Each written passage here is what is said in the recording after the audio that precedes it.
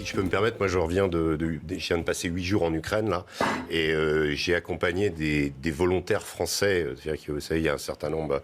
Il y a eu un appel au début du président Zelensky qui a demandé à des volontaires internationaux qui avaient des expériences de combat.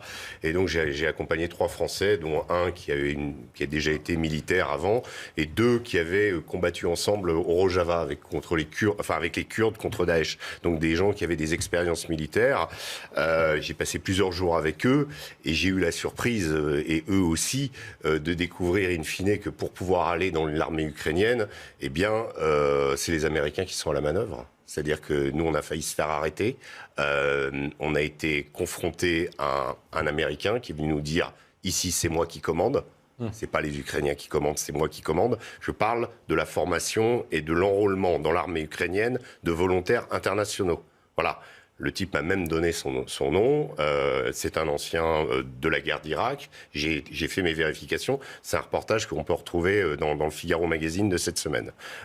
J'ai été extrêmement surpris de la violence des propos de cet Américain, du fait qu'il nous a pris pour des volontaires au début. Quand il a vu qu'on était des journalistes, il nous a dit de dégager. Après, il était un peu plus...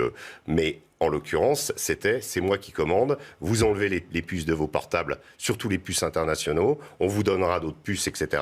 Et ensuite, on signe un contrat jusqu'à la fin de la guerre. Voilà Attendez, il stipule quoi ce contrat ? Il stipule que vous combattez jusqu'à la fin de la guerre dans l'armée ukrainienne. Et qui est à la manœuvre ? Eh bien, ce sont les Américains. Je l'ai vu de mes yeux vus. C'est pas, alors, ce n'est pas l'armée américaine officiellement. J'ai compris. Évidemment, vous comprenez. On ne va pas le dire.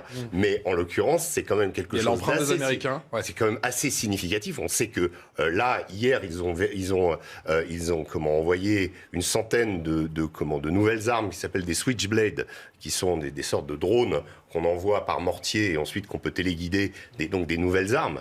Officiellement, ils l'ont fait et ils vont le faire. Donc, ils ont quand même opéré par rapport à ce que dit Karim, c'est quand même la vérité.